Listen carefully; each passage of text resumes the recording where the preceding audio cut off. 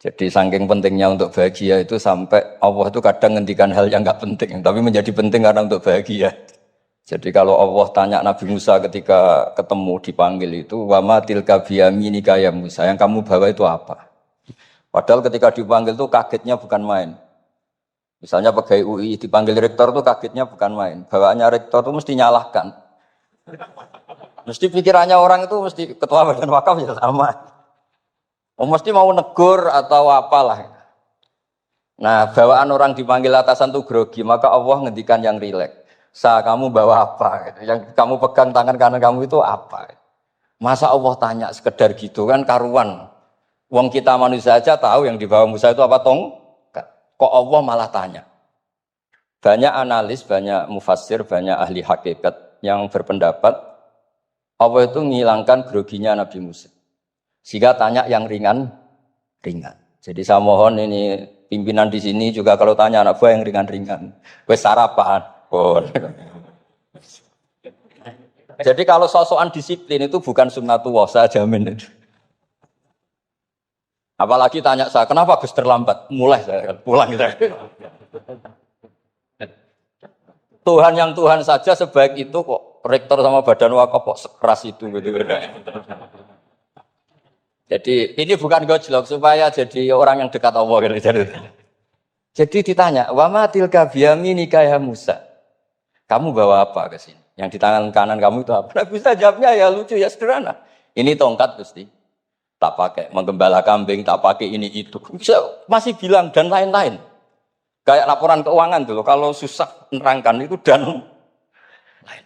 Terakhir ditutup waliya fiha ma'arifu ukhra dan masih ada lagi yang lain. Di depan Allah. Kamu lapor audit di badan wakaf. Diterima enggak laporan lain tadi? Ini teman saya lama ini. Saya di UI itu sudah lama cuma inginnya dikenal Allah. Tapi sekarang malah dikenal rektor. Aduh repot aja. Saya dulu dari anak Profesor Zaini itu mulai 2000, tahun 2000. Dekat sekali dengan saya. Sering ke rumah saya, ke kontrakan saya karena diskusi tafsir. Dan saya ikhlas sekali tidak ingin dikenal rektor badan wakaf siapapun. Karena keluarga saya itu, bapak saya itu wali. Jadi kalau wali itu kepinginnya dikenal Allah. Tahu-tahu diturunkan derajatnya, disuruh kenal rektor, kenal badan. Jadi ini ada pemakhlukan. Ya ada pemakhlukan.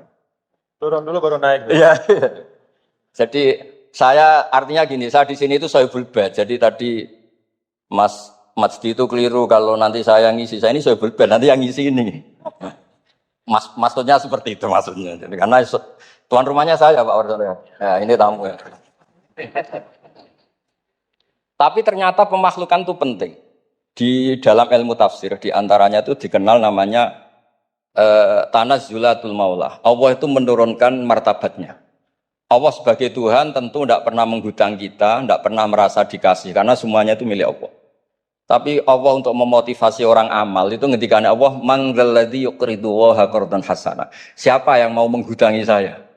Allah itu tentu tidak butuh hutang kita, karena kan semua milik kita itu milik Allah. Tapi supaya orang termotivasi amal, merasa superior, merasa heroik, saya mau menghutangi Allah, saya mau menolong Allah. Padahal Allah huwan nasir, Allah ni'mal maula wa ni'man nasir. Tapi Allah mengistilahkan dirinya intan suruwaha, jika kalian menolong Allah. Wahal yahtaju ilan nasri, tentu tidak, Allah tidak butuh pertolongan kita. Tapi itu tanazzulan. Allah yang Tuhan saja menurunkan derajatnya untuk komunikasi dengan manusia. Artinya kalau saya makomnya sudah fana, kenal Allah, saya juga ikhlas turun derajat kenal rektor gitu. Jadi itu insya Allah tidak masalah. Gitu. Ben sampean pernah dengar ilmu hakikat itu memang gitu. Jadi saya ini memang sudah sering cerita ke Pak Fajar, Pak Sadeli, Pak Junaid. Saya ini sudah daftar, ingin jadi resi lah. Saya sudah nggak pernah keluar-keluar. Saya di rumah ngaji. Tapi ngaji kalau ngaji terus. Saya belum pernah nggak ngaji. Satu hari minimal ngaji 4 kali. Ngaji fikih yang saya sering itu fikih. Karena mbah bahasa emang ahli usul fikih. Dulu pertama Profesor Zaini melibatkan saya ini cerita ke Mas Majdi itu gara-gara beliau itu profesornya itu sastra, adab. Di Al-Azhar itu adab. Iya, Zaini. Orang tua dari rektor. Iya. Nah karena jurusannya ada, beliau memang pakarnya kalau menghaluskan bahasa. Tapi masalahnya di Quran kan banyak fikih juga dan beliau cari ahli fikih. Singkat cerita, entah gimana ceritanya Allah yang mempertemukan ketemu saya. Nah, kenapa kita butuh fikih tidak sekedar kesusastraan atau ilmu adab? Karena ada tafsir atau fikih dalam Quran yang mau tidak mau harus difikihkan. Misalnya begini, wa antasma'u bainal ukhtain. Kamu tidak boleh menikahi sekaligus mbak dan adiknya atau adiknya dan mbaknya.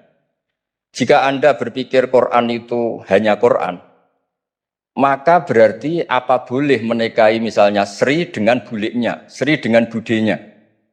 Padahal tidak boleh juga. Tapi faktanya Quran hanya ngendikan wa antasma'u bainal ukhtain. Sebab itu zaman Rasulullah SAW sugeng itu nambahi wala binal mar'ati wa ammatiha wala binal mar'ati wa kholatiha. Juga tidak boleh menikahi Sri dan budenya atau Sri dan buliknya. Dan kebetulan Nabi itu tidak menambahkan wala binal mar'ati wa jaddatiha. Karena kayaknya itu nggak usah dilarang ya sudah lucu aja gitu. Masa kamu nikahi perempuan umur 17 terus minat mbahnya umur 70. Lah itu kalau sampai butuh dilarang ya Anda perlu berobat itu. Tapi kalau bulik kan kadang masih menarik. Orang-orang kayak gini itu misalnya nikah umur 17, buliknya cantik umur 30, minat enggak? Jadi artinya butuh dilarang untuk enggak minat itu butuh dilarang. Tapi kalau mbah Kok ditakok? nah, ngono kok ditakok. Ini pakarnya. Ini tetangga saya orang Bojonegoro. Dulu benderanya Profesor Jenny. Artinya andai kan tidak ada usul fikih ini mimbabi itlaqil ba'di wa iradatil qaul. Meskipun usul fikih itu yang menginduk ilmu balaghah, ilmu ini itu. Jadi Allah menyebut benal ukhtain artinya diganti benal mahromain. Jadi ukhtain itu ibaratun atau itlaqul ba'di yaitu ukhtain mewakili kata mahromain. Dua perempuan yang punya hubungan mahram tidak boleh dinikah bersamaan untuk orang-orang yang poligami. Ini penting supaya semua tafsir juga gitu. Lafat-lafat yang ada mahdhufnya itu kita jaga. Baik itu secara keilmuan maupun secara fikih. Keilmuan misalnya begini. Orang yang dilaknati Allah, mal'anahu wa ghadiba alaihi. Di antaranya diteruskan wa ja'ala minhumul qiradata wal khanazira wa abadat tauhid. Lalu misalnya secara penelitian tidak pernah ada makhluk manusia yang dulu jadi kera. Tapi melihat ayat itu seakan-akan itu pernah ada periode atau kejadian di mana manusia itu dirubah jadi kera. Wa ja'ala minhumul qiradata. Mau tidak mau kita butuh perangkat ilmu lain yang namanya balaghah. Itu orang Jawa, itu kalau dilangkai kakinya itu hanya bilang kayak kera. Orang nggak sopan tuh katanya kayak kera. Tapi kalau dilangkai kepalanya langsung, oh dasar ketek itu, dasar kera itu. Artinya dalam ilmu tasbih, kalau kemiripannya itu biasa, itu masih disebut ka, seperti. Tapi kalau mirip banget, perilakunya itu kafnya dibuang. Sehingga orang yang tuli banget terhadap kebenaran, Allah bilang summum bukmun umyun. Orang kafir itu summun. Tuli misalnya, bukmun ada bisu. Padahal faktanya mereka bisa mendengar, bisa ngomong, bisa bicara. Tapi saking tidak pernahnya mau mendengar kebenaran, di redakseknya sumun, bukan kasumi tapi sumun. Begitu juga di bab madhah memuji. Kalau orang agak ganteng, mungkin saya kalau muji Mas Masdi hanya kalkomar, muji Pak Rektor paling ya kalkomar. Tapi kalau muji Nabi langsung komarun, anta samsun, anta bedrun, karena gantengnya kelewat, sehingga kaf tasbih sepertinya itu dibuang. Nah, andai kan tidak ada fakta manusia itu pernah dirubah jadi kera di era itu, andai kan itu nggak ada, kita sendiri juga nggak tahu. Kita masih bisa menganalisis dengan teori balaghah tadi. Wa ja'ala minhumul qiradata kal qiradah. Mereka atau misal qiradah, mereka dijadikan Allah laksana kera, tidak berakhlak, tidak beretika, tidak bermoral. Ini pentingnya ilmu balaghah sehingga kita tidak perlu mengharuskan orang berkeyakinan dulu tuh pernah ada orang manusia dirubah jadi apa? Kera. Nah misalnya ada yang berkeyakinan atau berpendapat memang itu pernah nyata. Itu ngendikannya Rasulullah kemudian itu dihilangkan. Hanya hidup 3 hari kemudian hilang sehingga gak punya turunan. Jadi pilihan-pilihan dalam tafsir itu satu tentu riwayat, dua itu analisis balaghah. Nah, analisis fikih itu tidak kalah penting karena konstruksi Quran itu ada fikih yang sudah mapan. Seorang lagi ada fikih yang sudah mapan. Ketika Nabi Lut itu menyesali kaumnya itu lesbi dan gay, kelainan seksual. Itu Nabi Lut ngendikan haula ibanati hunna adharulakum. Kalau kamu ingin menyalurkan kebutuhan biologis Anda, ini ada anak-anak putri kami, hunna adharulakum. Itu lebih suci bagi kalian. Tentu fikih itu sudah mapan, maknanya dinikahi dulu dengan proses nikah yang sah. Nah, barokahnya fikih yang mapan ini Allah tidak cerita tafasilul umur, tidak cerita detail-detail. Sehingga salah sekali kalau kita sering bilang kita hanya kembali ke Quran. Itu tidak bisa, karena Quran juga tidak berdiri sendiri dengan makna yang sebenarnya. Karena turun itu ada asbabun nuzul. Ini yang terakhir supaya ngasih pekerjaan kan jauh-jauh dari NTB. Ya akan bisa dimanfaatkan secara baik dan benar. Saya bulbet. Nah, enggak, ini bukan guyon, tapi memang betul harus begitu. Mau tidak mau. Sumpah misalnya. Orang itu kalau ditagih hutang atau ditegur itu masih, ya besok saya bayar. Ditagih lagi kayak gak percaya, wawahi besok saya bayar. Jadi kata wawahi itu mesti menunjukkan emosi, tersinggung, sumpah. Sehingga suatu saat ada seorang khotib ini ngendikan, fawarobbis sama iwal ardi innahu lahakum mislama annakum tantikun. Demi Tuhannya langit dan bumi. Itu si Bedui, ada orang Arabi, orang desa. Langsung menyelasi Pak Khotib tadi. Pak Khotib, manggalladzi akhdhafal jalil hatta alja'ahu ilal yamin. Siapa yang bikin murka Allah sehingga Allah terpaksa sumpah. Semenjak itu jadi ilmu, kalau Allah memulai redaksi dengan sumpah, dengan qasam, pasti Allah tersinggung. Jika lafaz-lafaz yang dimulai wan naziati gharqa atau dimulai wasamsi wa duhaha, mesti terusannya itu Allah agak marah. Karena di mana-mana orang sumpah itu menjelaskan sama yang agak tidak percaya. Itu dzauqul arabi, itu adzauqus salim. Nah begitu seterusnya. Kemudian masalah wasfiyah ismiyah. Saya dulu sering debat sama Profesor Zain. Kan misalnya kiai-kiai di Jawa, umumnya kalau maknani min alakin itu segumpal darah. Lalu orang-orang yang nekuni embriologi itu tidak pernah ada segumpal darah. Kalau segumpal darah malah jadi kluron. Macam-macam. Katanya Quran itu mesti benar, ini ada segumpal darah. Kata saya segumpal darah itu bahasa Indonesia, Quran itu bahasa Arab. Tidak akan ada itu di Quran, kata saya. Tapi ada yang bilang segumpal darah, ya tetap aja itu enggak Quran. Yang Qurannya min alakin, segumpal darah itu bahasa Indonesia. Quran tidak ada yang bahasa Indonesia, kata saya. Nah, tapi itu bisa dianalisis pakai balaghah atau pakai teori madatul kalimah. Min alakin itu dari kata aliko ya'liko alakon, sesuatu yang menempel. Jadi kalau di proses embriologi, misalnya ada apa yang menempel dalam ilmu itu, yaitu yang jadi rahim, jadi anak. Atau pakai ilmu balaghah. Min alakin tetap maknanya segumpal darah, tapi maknanya itu tangkis atau tahkir. Manusia itu sombong. Padahal materinya sama yang sekarang jadi sama dengan materi yang sekarang jadi segumpal darah. Yaitu kita yang seperti ini materinya ya sperma, segumpal darah yang seperti itu juga materinya sperma. Kok kamu sombong? Materi kamu sama dengan materi min alakin. Itu persis dengan adatul Arab kalau sedang mencibir orang yang sombong. Itu kalau orang Arab bilang antal ladzi kharasta min makhrajil bauli marratan, kata orang Arab. Kamu adalah manusia yang keluar dari jalannya kencing 2 kali. Keluar dari penis lelaki ya lewat jalur kencing, keluar dari ibunya juga lewat jalur kencing. Supaya orang enggak sombong itu orang Arab bilang antal ladzi kharasta min makhrajil bauli marratan. Nah, min alakin itu dalam konteks itu karena begitu angkuhnya Abu Jahal, begitu angkuhnya kafir-kafir Quraisy, sampai diingatkan Allah ulang, kamu ini materinya min alakin, sejenis itu mbok yo jangan yatgha. Buktinya terusannya ayat kalla innal insana layatgha, manusia itu sungguh. Nggih niki pun deal nggih, jenengan harus sepakat saya ini Sohibul Bait sama Pak Warsono sama Pak Rektor, ini tamu yang diundang untuk ceramah tafsir. Kalau ndak berarti asawaha wa rasulah. Begini ya, jadi perspektif Islam atau taqarrub ilallah itu mulai dulu itu orang mau tidak mau subjektif, tapi hukum pokoknya sama. Misalnya orang mencintai Allah, ada yang saking mencintainya itu tidak pernah nyebut Allah. Ada wali itu mencintai Allah tidak pernah nyebut Allah. Karena dia takut ini nama sakral, jangan-jangan dilecehkan. Imam Malik itu pernah ada seorang pengemis datang, ya Imam Malik saya minta uang. Imam Malik jawabnya itu, saya tidak punya uang, baru tidak bawa uang, juga tidak punya uang. Kamu besok ke rumah saya atau nanti ke rumah saya, tak kasih uang. Terus diberi nasihat sama temannya. Halai itu, mbok ya Anda ngomong, rozaqakallah. Ya, semoga Allah memberi rezeki kamu. Jawabnya Imam Malik itu apa? Saya masih hafal teksnya. fa ana ujillu ismallahi ta'ala an askura indaman yakrohu sama'ahu, ada yang baca sima'ahu walau dimna jumlatin.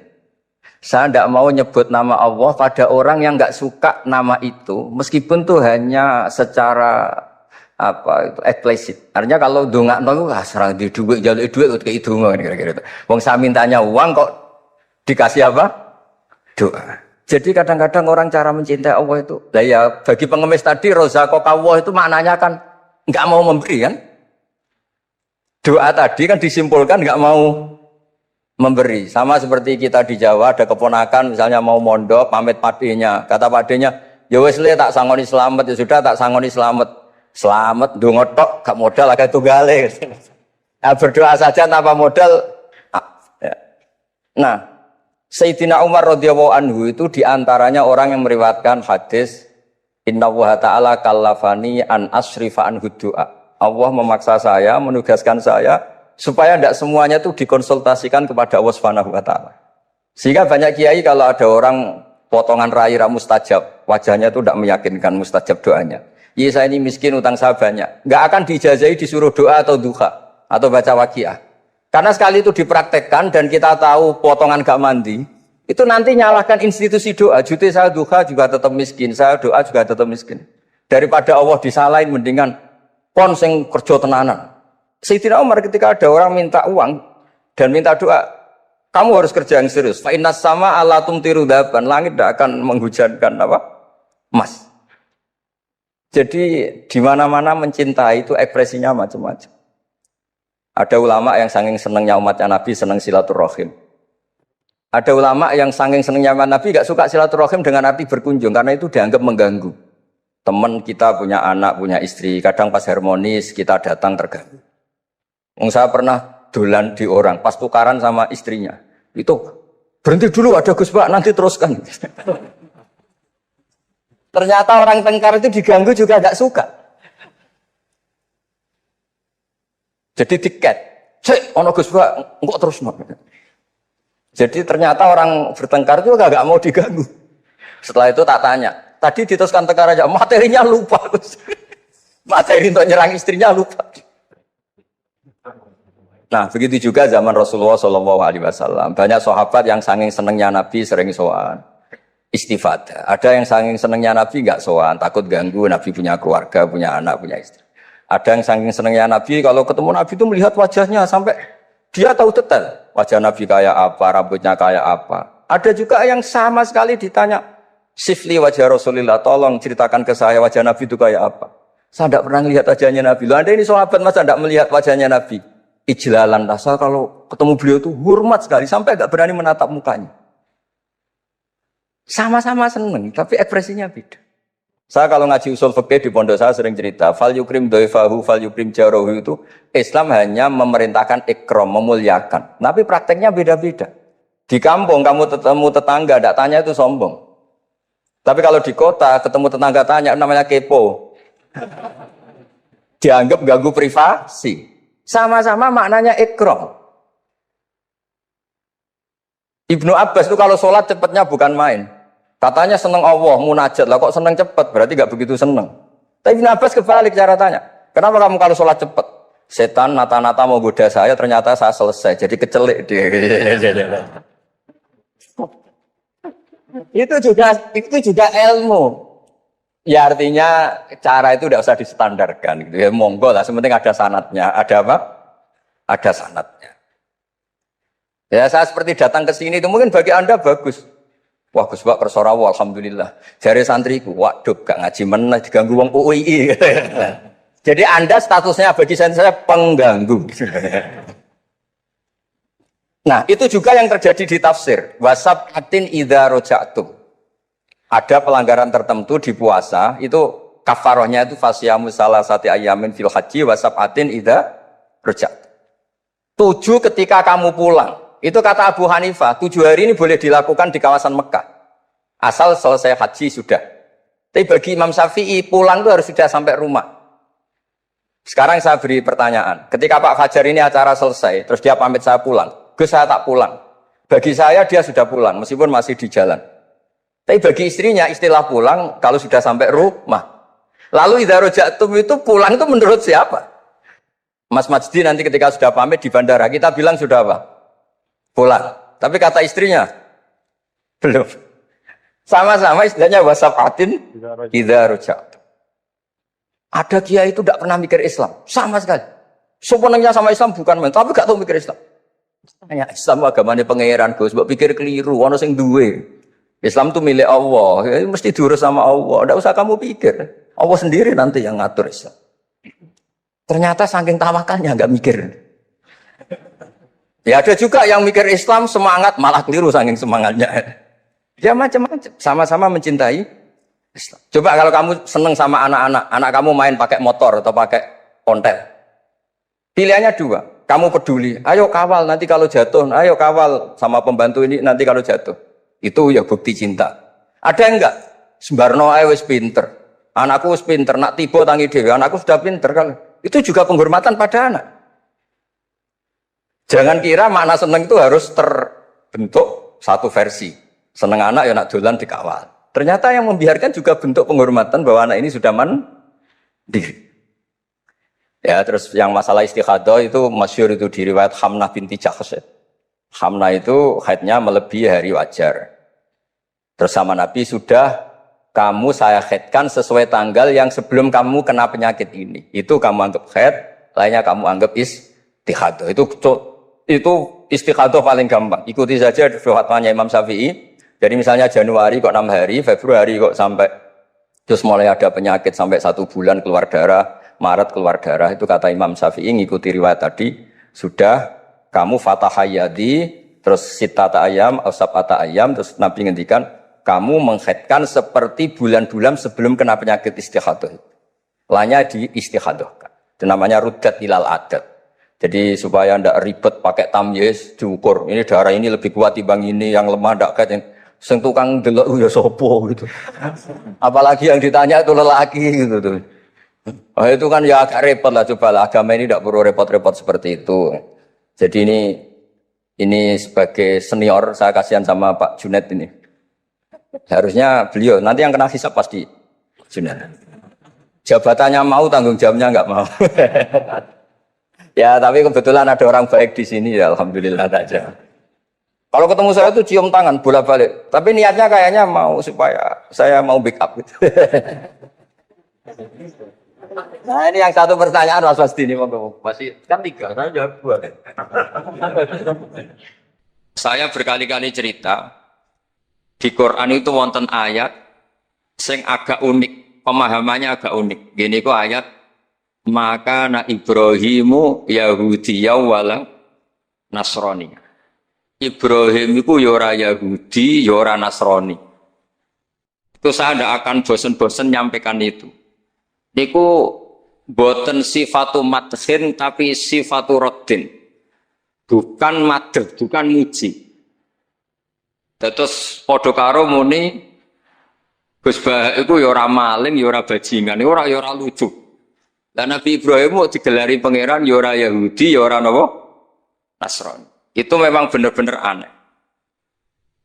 Kenapa itu terjadi? Karena ada zuriyah Nabi Ibrahim yang bernama Yahuda. Ini Yahuda bin Yakub bin Ishak bin Ibrahim. Kemudian Yahuda ini menjadi satu intensitas, satu entitas atau satu komunitas atau bahkan satu agama yang akhirnya dikenal oleh Yahudiyah.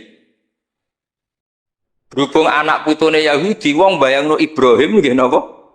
Yahudi. Karena Ibrahim itu manggon teng kawasan Bethlehem, teng Hebron, dan di situ sekarang jadi komunitas Nasrani. Orang juga menganggap Ibrahim itu napa? Nasrani. Sehingga Allah ngutus makhluk terbaiknya, nabi terbaiknya, gini ku Nabi Muhammad sallallahu alaihi wasallam. Terus Nabi Muhammad niki sing ngelurusno nak Ibrahim itu buatan Yahudi, nggih buatan apa? Nasrani. Dan Nabi Muhammad mati-matian berjuang membawa tauhid, dan tauhid itu diatasnamakan millata abikum Ibrahim. Terus niki mengke dados perhatian sesarengan. Artinya gini, orang yang sudah meninggal niku sudah nggak bisa apa-apa. Berarti ini. Monggo Pak Marzuki.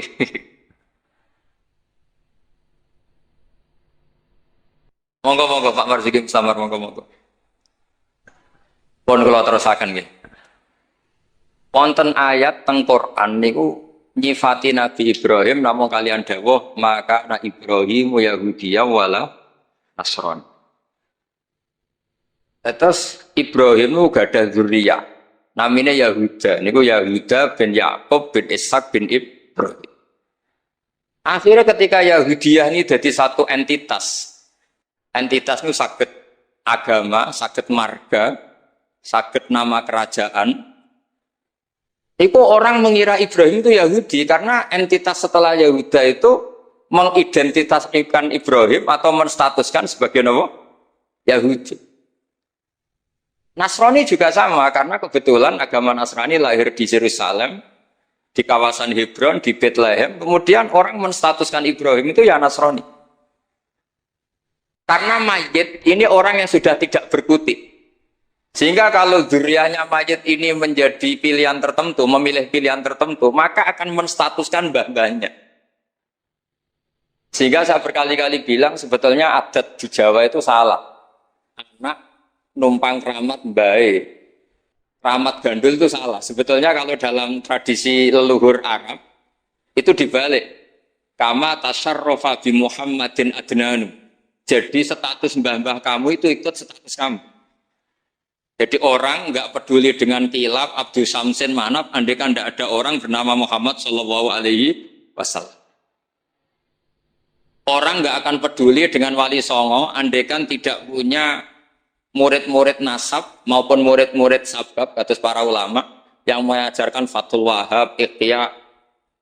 Andai kan kita kemudian beda haluan, nganggep kuburan itu tempat syirik, tempat khurafat bid'ah, maka kita tidak menstatuskan kuburan wali itu tempat berkah, tapi tempat bid'ah dan syirik. Nah, status itu tuh terserah kita, bukan terserah yang meninggal. Itu filosofi dari maka na Ibrahimu Yahudiyya wala Nasrani. Andai kan tidak ada Nabi Muhammad SAW, maka status Nabi Ibrahim akan dibelokkan menjadi berstatus Yahudi maupun apa? Maka kalau mau matur, min isi hadil ummah adalah as-sanadul muttasil ila Rasulillah sallallahu alaihi wasallam. Sebab hanya dengan sanad itu kita bisa menjaga status guru kita, gurunya guru kita, gurunya guru kita ila Rasulillah sallallahu alaihi wasallam. Saya termasuk orang yang fanatik sanad. Saya muridnya Mbah Mun. Mbah Mun di antara gurunya tentu Mbah Karim Lirboyo. Beliau ngaji sama Mbah Hasyim ngaji sama Syekhona Khalil Syekh Nawawi Banten. Atau Mbah Mun ngaji Mbah Karim, Mbah Hasyim ngaji Syekh Mahfud Termas di Mekah, kemudian ngaji Said Abi Bakar Sato Sohibul I'ana. Saya dari gen saya piyambak, gak ada bapak kandung, hafal Quran, ngaji sama buyut saya dari ibu. Dan itu sampai buyut saya namanya Hafsah, itu binti Soleh. Binti Maksum dulu, binti Maksum bin Soleh. Soleh buyut saya itu gurunya Mbak Soleh Darat ketika beliau masih di Kudus, ngaji di Damaran. Pondok tertua di Kudus itu buyut-buyut saya di Damaran belakang makom. Jadi buyut saya kandung namanya Hafsah, punya anak namanya Sofia itu yang sampai saya, punya adik Badiah, jadi ibunya Kiai Sahal. Terus Hafsah itu punya saudara, punya pernah bule, namanya Nyai Fadilah, itu di garwa Kiai Akil Sirat, yang jadi Pak Said Akil dan seterusnya. Saya cerita begini ini penting karena supaya kebenaran itu dzurriyatam ba'duha min ba'd. Sekali dzurriyah ini melenceng itu tidak harus ekstrim menjadi kafir, menjadi muslim, atau muslim menjadi kafir, tidak harus itu. Misalnya dari Sunni menjadi Wahabi, atau Sunni menjadi Syiah, atau Sunni senang ngaji menjadi Sunni tidak senang ngaji, itu juga sudah parah. Atau kiai yang dulu kagum anaknya bisa baca Ihya, kemudian kiainya kagum kalau anaknya punya Alfat, itu juga melenceng sama. Dari kiai yang bangga anaknya tawakal menjadi melenceng. Jadi melenceng itu macam-macam, tidak harus ekstrim. Tapi efek dari melenceng itu adalah menstatuskan orang sing hanifah muslimah yaitu Nabi Ibrahim menjadi Yahudian atau Nasranian. Jadi kira-kira kalau ada muridnya Mbah Mun kok kedonyan, sebetulnya mental kapitalistiknya itu dia mungkin nyifati Mbah Mun bahasa hal itu enak kayak gede, tamune akeh, duwe akeh, mesti seperti itu. Tapi kalau saya atau yang sejenis saya enak duwe kiai Mbah Mun, saya pernah khatam wahab dengan Mbah Mun, khatam mahali sama Mbah Mun, jampul jamek sama Mbah Mun, nak moco enak, nak nerangno enak. Sampai kata ada kiai Madura itu nama kita Prapati Iso. Tak tanya, teman saya, yang kiai ini teman saya, bukan semua kiai Madura yang teman saya. Kenapa kamu tidak bisa baca kitab? Yang kitab enak dibaca milik Mbah Mun, bisa milik saya tidak enak. Gitu. Sehingga dia punya cita-cita mau beli kitabnya Mbah Mun. Jadi dia tidak menyalahkan otaknya, tapi menyalahkan kitabnya.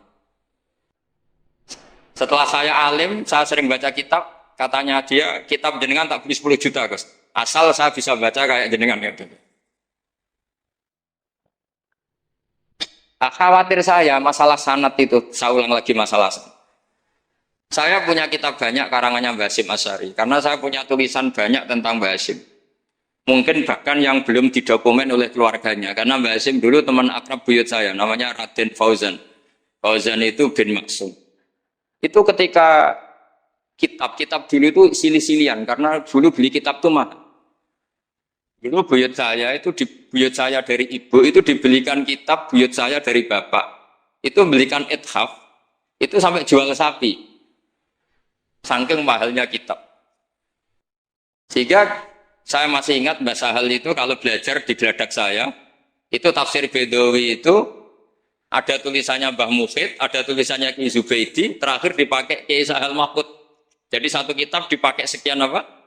Generasi, saking susahnya apa? Kitab. Terus dulu orang belajar itu ya serius. Qara'tu alasdah. Jadi dulu itu murid baca di depan kiai, kemudian dibenarkan atau disalahkan. Sekarang enggak. Kiainya baca, muridnya ngantuk, omongan sendiri, terus dengan bangganya merasa saya ini muridnya Mbah Mun, muridnya Gus Baha. Itu innalillahi wa inna ilaihi raji'un. Ini enggak benar sebenarnya. Karena dia sebetulnya tidak mustaqid. Kecelakaannya lagi, metode pelatihan bahasa Inggris, bahasa asing itu pakai metodenya ulama dulu.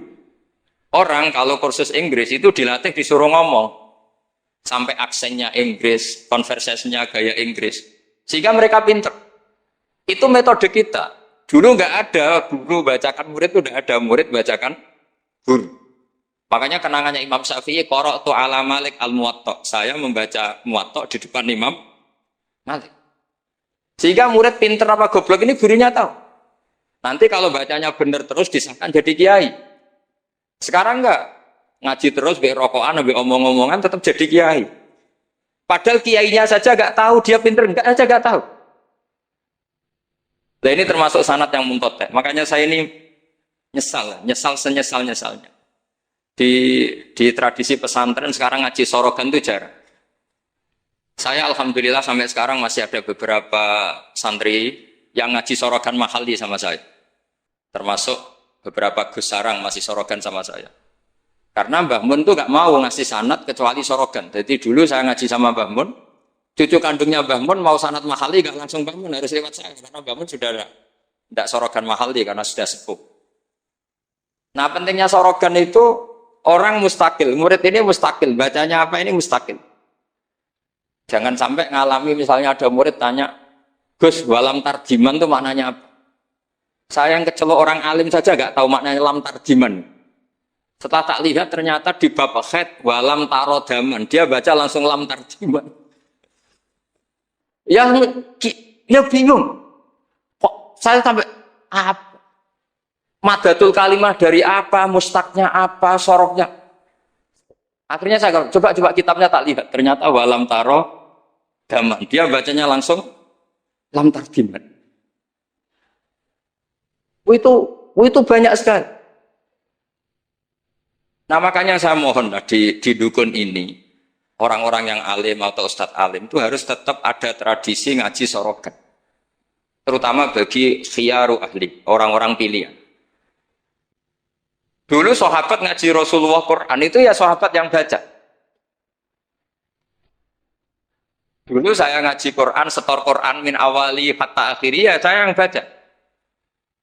Beberapa kali saya baca kitab di depan Mbah Mun, di depan Gus-Gus, di depan kiai-kiai saya. Dia kiai dulu itu tahu ini sudah alim, ini belum, ini setengah alim, ini setengah waras, ini tidak waras, itu tahu. Karena kelihatan sekali, tingkat naifnya itu kelihatan sekali. Misalnya ada anak baca misalnya begini. An Abdillahi bin Amrin. Itu gurunya pasti tahu. Lucung kok Amrin ada wawunya, berarti benar. Misalnya An Abdillahi bin Umaro. Itu gurunya langsung tahu.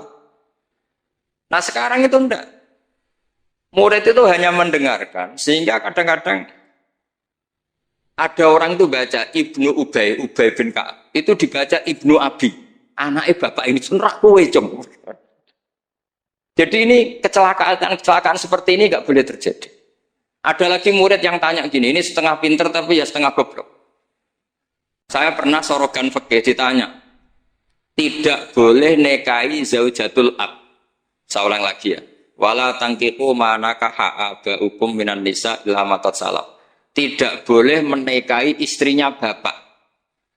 Itu orang Jawa langsung protes. Gus, bojone bapak rak ibuku. Itu setengah pinter setengah goblok. Setengah pinter karena di Jawa rata-rata orang itu istrinya satu. Artinya kalau bojone bapak, ya mesti ibunya dia. Tapi kalau dibaca di Arab, wong Arab itu kan bojone papat, sing telu gonta-ganti, sehingga bapaknya ini kadang pernah nikah sampai 10 orang. Paham ya? Orang Arab, mungkin orang Jawa Timur ya rodok Arab, banyak kiai yang istrinya ada satu kan. Nah sebetulnya orang Jawa Timur yang paling tidak iskal karena saya ulang lagi ya. Sehingga dia tanya, Gus, bojone bapak ora ibu. Mosok wong kok dilarang kawin bojone Pak? Yo mesti wae ra bakal wong bojone bapak iku ibu. Dia protes, kenapa harus dilarang wong karuan ndak mungkin terjadi. Sak terangno. Kalau orang Arab kan mungkin, yaitu bojone bapak satu ibu kamu, dua Sri, terus Wahyuni atau siapa. Ini orang yang pernah dinikahi bapak kamu itu haram kamu nikah. Nah berhubung dia orang Jawa, bojone bapak itu mesti ibu, karena ibu istrinya satu. Nah itu setengah pinter setengah goblok. Setengah pinternya bisa bantah, agak cerdas lah, bisa usul gitu. Setengah gobloknya itu sebetulnya ketika dengan ibunya itu bahasa Arabnya bukan zaujatul ab tapi ummuka. Kamu tidak boleh menikahi ummuk. Jadi bukan dimasukkan zaujatu abik. Jadi kalau dalam bahasa fikih itu status yang dipakai status terdekat. Jadi misalnya saya menghukum ibu saya ya ummi itu ibu saya. Tapi ketika istrinya bapak yang lain harus distatuskan zaujatu abika. Itu tidak bisa. Kalau orang nggak sorogan itu tidak bisa. Nah, kalau orang-orang NU, orang-orang pesantren saja sudah ada alim, apalagi yang di luar kita. Karena tadi sanad ini sudah mulai mengkotak, ini sudah agak kecelakaan betul. Dulu Imam Malik tuh ngaji di depan Imam Malik ngaji di depan Imam Zuhri. Ya sorogan. Imam Syafi'i ngaji di depan Imam Malik, baca Muwatta, khatam benar semua. Terus qad ana laka antuftiya, ana itu sudah saatnya kamu iftah. Karena membaca min awali hatta akhiri benar semua. Masih ngaji sama Sufyan bin Uyainah, masih ngaji sama Sufyan As-Sauri. Terakhir beliau ngaji sama Muhammad bin Hasan Asy-Syaibani di Irak. Itu semuanya yang baca Imam Syafi'i, sak logikanya. Terakhir dites begini Imam Syafi'i, sama sih. Saya termasuk sering baca kitab Risalatus Syafi'i. Saya sering baca kitab sering baca kitab Risalatus Syafi'i. Itu dites begini. Kata Sufyan As-Sauri, ya Aba Abdillah, kalau manggil Syafi'i itu Aba Abdillah, ma makna hadisi la tuharrikut tayra min makin natiha. Gurunya yang satu tidak baca makin natiha tapi min wakanati. Jangan gerakkan burung dari sangkarnya. Kalau sampai yang dibedai mesti jawab ini, kurang penggawean apa, ngobrak-ngobrak manuk kan gitu. Tapi Imam Syafi'i dengan fasihnya menerangkan orang Arab itu kalau mau pergi itu tatoyur. Tatoyur itu pakai ukuran terbangnya burung. Nah, digusah terbang ke kanan ila aimana berarti alamat baik. Kalau berterbang sama atau kaisaro berarti buruk. Nah, itu kalau ada burung di hutan terus digusah. Kalau nggak ada burung di hutan, dia memang nyimpan burung diletakkan di kurungan, tapi kurungannya dibuka terus diubrak. Terbangnya nganan, baik. Kalau ke kiri, buruk. Makanya disebut di Quran innama ta'irukum ma'akum inna tatoyarna bikum. Karena yang dipakai ukuran itu to'ir. To'ir itu sesuatu yang terbang. Itu Imam Syafi'i langsung paham. Adatul Arab kalau mau pergi itu melihat terbangnya burung. Sehingga makna hadis la tukarnikut tayra min makinnatiha, jangan mentaklekkan barokah tidaknya pergi berdasar terbangnya burung, tapi berdasar pergi kamu itu fitaatillah atau fima siat. Nangis gurunya. Padahal masih Imam Syafi'i umur 15 tahun. Wong kok pinter ngono. Makanya terus sampai dipuji-puji. Saya punya keyakinan kalau nanti fata min Quraisyin yamla'u tibaqal ardi ilman tuh kamu. Padahal teksnya hadis hanya gitu, jangan gerakkan burung dari sang. Itu dulu mungkin orang alim sampai seperti itu mungkin. Karena ngajinya sorokan, mustaqid. Saya beberapa kali dites Mbah Mun, hak cara kowe naib Indonesia itu fasik ta ora? Ora dijawab fasik ya rodok fasik untuk mel-melan terus. Nek dijawab fasik padha karo ngukumi nek kaya wong sak Indonesia gak sah mergo waline napa? Nah, kula pengalaman karena kula sering ngaji sama Mbah Mun pengalaman. Jenengan ra kepengin nek kaya wong sak Indonesia sah. Iya, aku kepengin sah. Nak ngoten tak hukumi mboten fasik. Itu Mbah Mun semenengnya saya sampai diambung itu ya bilang gitu. Cara wong Arab nak seneng diambung bombonan. Kowe ku muridku tenan. Karena itu memang jebakan. Jadi ya sudah seperti itu. Itu mungkin kalau ngaji sorogan. Tapi nak ngaji kilatan ya maunya enggak isolawat tok. Solale. Oh sematanya uang dengan das. Amit-amit tenan. Loh kenapa? Solawatnya baik, tapi Jibril juga gak paham. Solale itu kan kalimat apa kan juga jelas. Coba diterkit. Nabi Muhammad sholli alaih. Sholli itu malah perintah. Berarti kiaimu sholli alaih. Berarti yai kue semua selawat kan gitu. Itu kalimat yang salah. Nah iya, waqala Rasulullah sallallahu alaihi wasallam. Terus muridnya muni sholli alaih berarti kan kalau dimaknani kan sholli maca sholawat sira Pak Kiai. Ali ngatasin mon jenengan mawon sing maca sholawat. Nah berhubung itu bahasa Arab gak ketara salahe kan gitu. Adat-adat ngono iku mareni gitu. Itu naik. Mestinya kan qala Rasulullah sallallahu alaihi itu sholat alaih lah. Paling enggak ada domir mustatir yang kembali ke Allah. Nah kalau terus muridnya bilang apa? Sholli alaih, coba sampean maknani sholli alaih. Sholli ya syekh alaihi ala nabi. Kacau enggak kira-kira ada kan dengar orang yang ngerti itu. Tapi alhamdulillah banyak yang enggak tahu sehingga ya alhamdulillah. Makanya saya berkali-kali muji orang bodoh itu barokah. Mereka ora salah wong. Jadi penak weh. Kalau saya tangisan, nak pondok gede wes salah oleh maca sholawat mulai sing ndak jit. Sing ditunggoni ahlul ilmi, maksudnya pondok gede sing notabene ditunggoni ahlul ilmi saja salah apalagi. Jadi dulu itu orang itu pinter sekali karena ngajinya sorokan. Sahabat ya gitu. Sahabat tuh kalau nggak paham ya tanya Nabi karena logikanya Nabi kadang nggak nyambung sama logika sahabat. Misalnya begini. Al-qatil wal maktul finnar, yang bunuh maupun yang dibunuh. Saya baca lengkapnya. Idzal taqal muslimani bisayfihima fal qatil wal maktul finnar. Jika dua orang muslim perang sama-sama membawa pedang, maka yang bunuh maupun yang dibunuh di neraka. Sahabat itu iskalnya hadza al qatil. Oke lah kalau qatil finnar, kalau pembunuh di neraka normal ya Rasulullah. Fama balul maktul. Lalu dosanya yang terbunuh apa? Wong dia korban, dia maktul, dia dibunuh. Jawabannya Nabi, innahu kana harison ala qatli sahibi. Dia maktul, oke, dia maktul, tapi mentalnya kotil. Artinya gini, yang terbunuh itu mentalnya kotil apa maktul? Kotil, karena dia saat tempur tentu inginnya membunuh. Artinya maktul itu status fakta. Tapi status mentalnya qatil. Itu hebatnya Rasulullah. Ya ketika ada orang sama-sama bawa pedang duel, itu mentalnya semuanya qatil. Cuma yang satu nasibnya maktul. Nah, maktul ini status nasib apa status niat?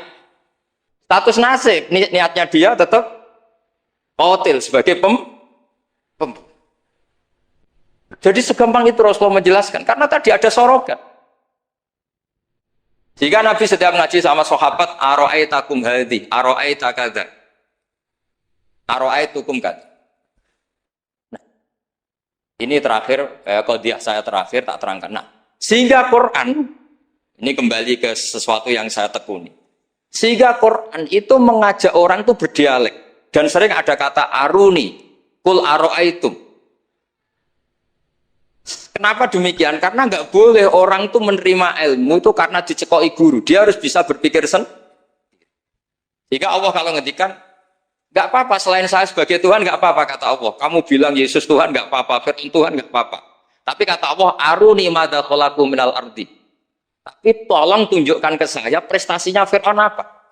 Apa ketika saya bikin langit dia ikut menciptakan langit? Apa ketika saya bikin bumi dia ikut menciptakan bumi? Aruni madza khalaqu minal ardi am lahum syirkun fis. Sehingga orang terus mikir, kalau Fir'aun Tuhan, Yesus Tuhan, atau siapa saja yang selain Allah dianggap Tuhan, lahirnya di mana? Oh, Yesus lahir di bumi. Bagaimana mungkin lahirnya di bumi tahu-tahu menuhani bumi? Fir'aun ketika merasa Tuhan, Musa ditanya, Tuhan kamu siapa? Rabbus samawati wal ardi, yang nuhani langit dan bumi. Terus kata Fir'aun, ya Haman ibnili sorhal ali abluhul asbab. Sudah saya mau bikin piramida, mau lihat Tuhannya Musa. Terus soal di bumi kata Fir'aun, ma'alim tulakum min ilahin wiri. Saya jalan-jalan kemana-mana setahu saya yang dituhankan saya kata Fir'aun. Nabi Musa ganti argumentasi bilang, Rabbukum wa rabbu abaikumul awwalin. Yang nuhani nenek moyang kamu. Itu semua hadirin langsung sadar. Iki nak Fir'aun pangeran, buyute radi pangeran. Kan pangerannya datang terlambat. Fir'aun punya bin. Wong Fir'aun itu nama gelar kayak Hamengkubuwono. Fir'aun 1, Fir'aun 2, Fir'aun 3, Fir'aun kan gitu. Makanya zaman Nabi Yusuf itu rajanya juga namanya sudah Fir'aun. Zaman Nabi Musa juga Fir'aun. Karena itu gelar. Artinya begini. Kalau Fir'aun itu Tuhan, berarti mbah-mbahnya tanpa Tuhan. Karena Tuhannya datang terlambat. Itu dilatih. Sehingga Quran itu sering ngendikan aruni, aro'aitum, itu diulang. Nah, ngaji sorogan itu pentingnya ya seperti itu. Santri akan tahu. Ini bacanya ya jibu, apa ya jubu. Kalau di hadis, al-Islam ya jubu ma qabla. Mergo maknanya yaktok. Jadi ketika ada seorang sahabat lama sekali kafir dulu, ketika Islam dia ngeluh, ya Rasulullah setelah saya Islam apa dosa saya zaman jahiliyah diampuni. Terus Nabi ngendikan al-Islamu ya jubbu ma qabla. Itu bacanya bukan ya jibu tapi apa? Ya jubbu ayaktau. Lah kalau pas ini kamu baca ya jibu kan? Al-Islamu ta Islam ya jibu. Pusing kamu. Itu kalau enggak sorokan enggak bisa. Jadi saya mohonlah sanad ini enggak boleh hilang karena yang punya khazanah kealiman itu kita. Kita itu maksudnya pesantren. Kalau kita saja tidak alim, apalagi di luaran kita. Ini bukan urusan suudzon atau menstigmasi, enggak. Yang menyediakan itu kita. Di luar kita malah pakai terjemah, pakai paling KHI, kompilasi hukum Islam. Yang masih pakai teks Ihya Fathul Wahab, itu kita. Karena Fathul Wahab Ihya dikerdusi nganti sawangan. Kiai ini dewe maca terjemahan. Ngaji ini nganggo laptop amen ngincang-ngincang orang delok terjemah. Sinalillah wa inna ilaihi raji'un. Itu bukan apa-apa, sebenarnya orang ndak alim itu ndak apa-apa, ndak dosa. Tapi kan masalahnya sing ra alim ta yo gayane kok wong alim. Itu semani masalah kan itu. Orang aku bodoh kan yo ora gelem kan. Dulu itu ndak seperti itu. Sehingga Nabi Ismail misalnya. Nabi Ibrahim itu nabi. Nabi itu diperintah Allah mesti benarnya. Inni arafil manami anni atbahuka. Saya bermimpi, mimpi Anbiya adalah wahyu, bahwa saya disuruh nyembelih kamu. Apa kata Nabi Ibrahim? Fangdur madza tara. Lalu menurut pendapat kamu gimana? Karena mulai dulu nggak. Jadi tradisi di kampus dua arah, mahasiswa disuruh mikir, disuruh cerdas. Itu dulu kita sebelum ada kampus itu para nabi sudah punya tradisi murid itu mustaqil bil fikr. Murid bisa mikir Panzur mata taro. Menurut pendapat kamu gimana Ismail? Supaya apa? Kalau Ismail betul-betul nanti disembelih, itu dia tidak hanya nurut Nabi Ibrahim, tapi memahami. Jika dapat ganjaran dua kali. Nurut bapak, ya nurut pangeran. Atau nurut pangeran, ya nurut bapak. Fanzur mata taro. Qala ya abatif al-matu. Jadi tidak mentang-mentang. Ismail, aku dikongkon pangeran nyembelih kowe. Ayo nanti sembelih. Oleh bantah, nurut. Tidak ada seperti itu. Itu lagi-lagi yang ada itu di ngaji Sorogan. Nah, kemudian saya sekarang cerita masalah Sorogan. Saya beberapa kali punya kenangan Mbah Mun, karangan terakhir beliau Al-Ulama Al-Mujaddidun. Tiap ketemu mesti disuruh baca itu. Sampai saya pas haji sama beliau ya baca itu di Tuja Mimbari Rasulillah. Ketika saya di Sarang tiap Syawal ya baca itu. Sampai kitab itu untuk murid-muridnya identik dengan saya karena saya sering. Bahkan di kitab saya paling banyak oret-oretan tulisan tangannya Mbah Mun karena beliau tahu kalau saya menekuni kitab itu, tinggal beliau senang sekali. Termasuk begini pertanyaan saya. Menurut Imam Syafi'i, zakat zuhro itu kan hanya yang muqtad. Kayak makanan pokok lah, kira-kira kayak padi kalau di Indonesia. Tapi Mbah Mun dulu itu sering guyon gini. Petani itu saake jare. Wis macul terus gegere kaya akik wajib zakat. Petani cengkeh kakao suge-suge ra wajib zakat. Mergo sing ditandur mboten apa? Muqtad atau tidak kut. Oke ngono iku terus piye? Kaya gak adil. Mbah Mun tuh hanya guyon-guyon gitu. Mulai guyon petani kaya gegere kaya akik kaya apa gitu. Terus suatu ketika tanya saya, "Cara kowe wajib gak?" Ya najiran muni wajib, kula muni wajib, tak boten nggih boten wong kula murid to. Terus jare Mbah Mun, ora iso kowe kudu melok nek muni wajib ya kowe dhewe aja ngelok-ngelok aku. Dulu saya iskal saya itu piye kok gak tanggung jawab atas saya gitu. Dan di kitab itu ditutup dengan kalimat man wal qudwa li hadil ummah ay yuftiya bima wal aslah di hadil ummah. Jadi orang yang menjadi panutan umat harus berfatwa sesuai al-aslah li hadil ummah. Saya masih tanya lagi, lo al-qudwah li hadil ummah itu jenengan? Iya ya aku, tapi kayak kudu mikir dhewe. Terus tak tanya lagi, mahwal aslah li hadil ummah itu wajib napa boten? Kakao cengkeh ini sido wajib zakat apa boten? Kok karek kue. Nah dulu saya iskal. Sampai malam mau haji itu saya masih ditimbalin, masih diskusi kitab itu. Ini kitab ini tak bawa kitab Al-Ulama Al-Mujaddidun. Ternyata kesimpulannya apa?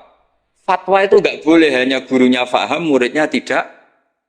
Akhirnya saya tanya gini, ya Syekhona, ketika seseorang itu syafi'i dan dia seorang mufassir, hal yataqayyadu bimadhabi imami amla. Misalnya gini, kan dalilnya Yusuf Qardawi yang kutip Ibnu Katsir kan, semua tanaman wajib zakat, termasuk kakao, cengkeh, apa saja, termasuk khodrowat, fawakih, atmar, simar, semuanya wajib zakat.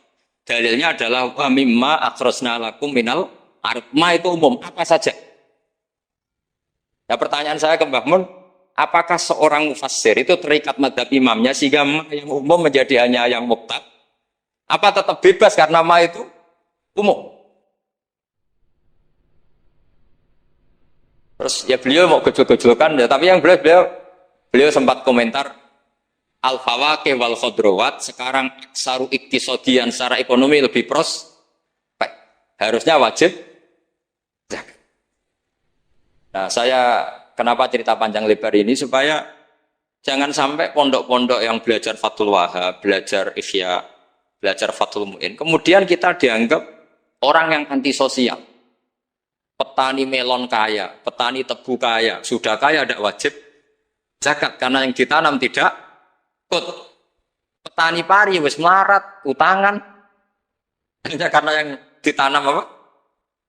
Kut atau muqtad wajib zakat. Lalu kata dunia kan terus piye to kiai? Nah, ini saya mohon sekali itu itu murid-murid bisa memahami kalau kita itu mendiktekan pikiran kita. Nah dulu Imam Syafi'i cara belajar seperti itu. Imam Syafi'i itu dulu senengnya sama orang miskin tak ngamek karena sifatnya Nabi wa yuhibbul fuqara wal masakin terus wa yajlisu ma'ahum wa yumartuhum itu. Wa yuhibbul fuqara wa yajlisu ma'ahum wa yumartuhum terus. Dia ketika di Mekah miskin, di Madinah mulai gundah. Imam Malik itu gaya orangnya. Jadi kalau duduk di kursi tinggi, babutnya itu empuk. Beliau mulai iskal, ini kiai kok kaya raya. Tapi itu dipendam sama Imam Malik. Terus ketika Imam Malik mengesahkan Imam Syafi'i jadi mufti, Imam Syafi'i tanyanya begini. Setelah jenengan orang yang alimnya kayak jenengan itu siapa? Dari Imam Malik. Sakjane Abu Hanifah, tapi wongnya mati. Orangnya sudah meninggal. Mungkin beliau juga bilang mati karena selevel. Mungkin kalau kita harus bilang kapundut. Bahasanya memang mata, bukan tufiya. Lalu siapa yang alimnya kayak Abu Hanifah? Muridnya masih hidup, namanya Muhammad bin Hasan. Saya bisa ke sana, boleh dari Imam Malik. Imam Malik itu kaya. Uangnya banyak, tapi beliau rumahnya ngontrak. Jadi kiai mulai dulu lebih seneng uang cash daripada apa? Sawah Tegal, karena nggak bisa sodakon. Akhirnya Imam Malik gandeng Imam Syafi'i dijak ke Baki. Dulu Baki itu pasar kafilah, rental lonta itu. Kemana kafilah yang mau ke Irak? Oh saya ya Imam Malik, dibayari sama Imam Malik ini antar sampai ke Baghdad, sampai ke Kufah. Sampai ke Baghdad. Dulu namanya Baghdad itu ya Baghdad, Kufah, Basrah, belum ada nama Irak. Terus Imam Syafi'i disangoni uang tuh banyak. Nah saya hitung itu sekitar hampir 40 juta. Karena 1 dinar kan sama dengan 4,25 gram. Ada yang mengatakan 4,20 gram. Nah tak hitung itu sekitar 40 juta. Imam Syafi'i mulai iskal. Kiai melarat sing tak belo ora tau nyangoni, kiai sugih nyangoni terus. Mulai rubah pikirannya. Ternyata kiai sugih yo manfaat gitu loh. Dulu dia pengagum kiai melarat karena zuhud, bebas hisab, jadi hisab apa nih ora dipopoan gitu terus. Bareng ngaji di Irak, di Baghdad itu, di Kufah. Karena dulu itu satu kawasan. Ini perlu saya sampaikan, jadi dulu Kufah itu bukan nama kayak sekarang, Baghdad, Irak. Jadi saya beri contoh sedikit ya, perubahan bahasa. Dulu yang namanya Israel itu kalimatul madhin. Karena Israel maknanya hamba Allah. Sehingga ada ayat, wa anni faddaltukum alal alamin, Bani Israel. Sekarang enggak, Israel sekarang itu nama nation, sebuah negara. Di situ ada Zionis, ada turunan Eropa, turunan Amerika yang jahatnya minta ampun sama Palestina. Sehingga Israel yang ini bukan wa anni faddaltukum alal alamin. Jadi itu perubahan bahasa. Dulu yang namanya makruh itu faqal haram. Itu yang disebut Allah walakinna wa habbaba ilaikumul iman wa zayyanahu fi qulubikum wa karraha ilaikumul kufra wal fusuqa wal isyan. Jadi kalau dulu Imam Syafi'i ngendikan akrohu kadza, maknanya uharrimu kadza asyaddat tahrim. Karena akrohu maknanya itu faqal haram. Tapi sekarang di definisi fikih makruh itu dunal haram, kayak rokok itu namanya. Jadi kalau bahasa dulu kamu maknani sekarang, kafir itu makruh. Kalau bahasa dulu, dia hukumnya kafir, makruh. Hukumnya syirik, makruh. Karena maknanya makruh itu dibenci. Tapi tahu-tahu ada istilah modern, makruh itu dunal haram, sesuatu di bawah haram namanya apa? Itu kamu nggak boleh terjebak bahasa itu. Dulu namanya Kufah itu satu entitas. Sehingga Ibnu Abbas pernah nasihati Said Husain, Al-Kufah la tafi, wong Kufah itu ora tau jujur. Karbala juga gitu, dulu satu entitas. Makanya Said Husain intikan ini daerah mana? Karbala, ini Karobun wa Balaun. Nah sekarang terjadi satu nama. Dulu Mesir itu gubernuran dipimpin Sayyidina Umar dari Medina. Mesir itu provinsi, Syria juga apa? Provinsi, semuanya provinsi. Sekarang jadi negara. Saya teruskan. Ketika ngaji di Muhammad bin Hasan Asy-Syaibani, itu pas beliau di ruang tamu, itu ngitung lantaan emas. Jadi emas itu lantaan, banyak. Dari satu peti dipindah ke peti lain. Terus sekarang mungkin kiai ngitung dolar. Dolarnya banyak. Jadi kesunatan kiai kalau ngitung uang itu saya di ruang tamu. Kalau ada santrinya, ben santri ini rakep pikiran nyalami template. Gara-gara kiai ini duwe akeh bebo melarat itu udah tak kepikiran santri ini nyangoni kan. Itu Muhammad bin Hasan Asy-Syaibani kalau ngitung uang itu di ruang tamu. Banyak lagi, Mas lantaan. Imam Syafi'i tambah iskal. Ini kiai malah Imam Malik wis anggap kedunya niki malah. Tapi setelah Imam Syafi'i iskal, Imam Muhammad bin Hasan Asy-Syaibani itu ajib min hadhi, maksudnya min hadhil waqi'ah. Kamu kaget dengan peristiwa ini? Iya, kamu kiai kaya raya. Kata Imam Muhammad bin Hasan Asy-Syaibani, harta ini milik saya, miliknya orang soleh, miliknya orang alim. Nak kowe ra seneng wong alim sugih tak kene wong-wong nakal. Ben tinggo nglonte, tinggo demenan, tinggo macam-macam. Ampun, sing sugih tiyang soleh mawon. Lah semenjak iku Imam Syafi'i terus keterusan. Wong soleh wajib sugih. Al Islam ya'lu wala yula alaih. Wong Islam kelar tuku Innova tuku Keri haram. Wis keterusan. Jadi itu dulu panjang Imam Syafi'i rubah. Masyhur itu di fikih. Orang Islam kuat beli kuda, kok beli khimar haram. Mergo Al Islam ya'lu wala yula. Jadi kira-kira kalau sekarang orang Islam kuat beli Innova, kok numpak beli Keri butut itu haram karena dillah. Itu kehinaan. Semenjak itu Imam Syafi'i itu pinter. Pinter dia. Iya. Nak kiai tak haramno sugih. Terus sing sugih wong fasik, yo repot dunya. Kiai tak haramno jabat, sing jabat wong fasik. Amen perda nglindungi tempat-tempat mak. Iku yo terus repot. Nah, sanad itu sampai Imam Ghazali. Termasuk yang tak baca Kak saya ketika bela Mbah Mun Al-Intisar lima Madhabi Syaikhina itu saya bela di antara adalah ulama harus punya pangkat supaya otoritas itu dimiliki orang soleh. Terus wa amal izu wal jafa bihi ma yatfal insan anafsi adil fatrusnya. Ada yang baca fabihi, kalau fabiya domirnya mufrad. Semenjak itu kakak saya pernah wakil bupati, Keroba pernah bupati, Gus Yasin putra Mbah Mun wakil gubernur. Itu panjang, sangat pemikiran seperti itu tuh panjang. Kalau kiai tidak boleh jabat ya biar yang jabat orang fasik, nanti perdanya nguntungkan ahlul fiqih. Dan seterusnya dan itu ulama dulu bisa menerangkan dan memahamkan pada murid-muridnya karena ngajinya soro. Sekarang enggak ngaji ya kayak seperti ini. Makanya saya diundang itu termasuk kiai paling sulit diundang. Wis masyhur. Andai kan Kiai Roba tidak datang ke saya sendiri, mungkin saya tidak datang. Wis tenang yakin ya sih kalau datang. Saya itu hanya mau datang ke pernah sepuh. Ternyata pernah sepuh ya banyak jadi wah mata uang itu. Saya nanti itu ke Kiai siapa itu? Kiai Jamal itu kan iparnya Basal itu sepupunya Mbah saya. Mbah Jamal itu abahnya Gus Rozenda. Saya tiap bulan kan ngajar di pondoknya Mbah Sahal. Karena memang sepupunya Mbah saya. Kemarin di Termas. Jadi pernah sepuh ternyata banyak. Makanya ini yang nom-nom itu haram ngundang saya. Ini sudah tak maklumatkan. Karena logikanya jelas lah. Aturan santri itu hormat mbek sing sepuh. Nah, kiai nom ngundang aku itu dosa.